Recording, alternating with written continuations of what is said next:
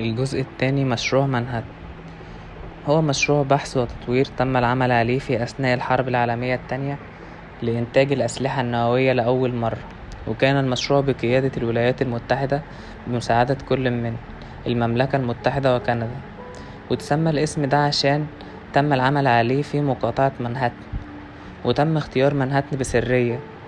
وفي الأول اسم المشروع كان تطوير المواد البديلة، وبعد كده اتغير وانتشر اسم مشروع مانهاتن بدل الاسم الأول.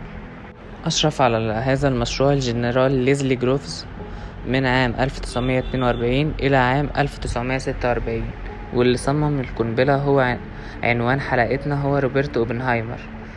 تم تطوير قنبلتين ذريتين بالتزامن مع الحرب، هما مدافع الانتشار النووي البسيط نسبيا، واسمها الحركي قنبلة الرجل النحيف، وقنبلة نمط الانضغاط الداخلي الأكثر تعقيدا واسمها الحركي الولد الصغير. وكان المشروع مانهاتن أدوار تانية زي إنه كان يجمع المعلومات عن برنامج التسلح النووي، وأبرز العمليات هي عملية السوس، ودي هتكلم عنها في حلقة كاملة. بس قبل كل ده ما تنساش تعمل لايك للفيديو وتشترك في القناة وتفعل زرار الجرس. نكمل. أول عملية تجريبية تم تفجير سلاح نووي فيها هي تجربة ترينتي، وبعدها بشهر واحد تم تنفيذ أول مهمة وأول استخدام نووي في الحرب العالمية التانية في هيروشيما وناجازاكي.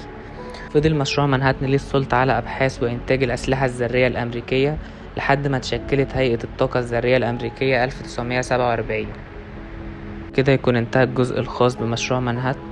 في الفيديو الجاي هنتكلم عن اوبنهايمر وعن رأيه في استخدام قنبلته في الحرب، وهنتكلم عن دور المدارس اللي اتعلم فيها وتكوين وجهة نظره عن قنبلته وطرق استخدامها. الغير سلمية.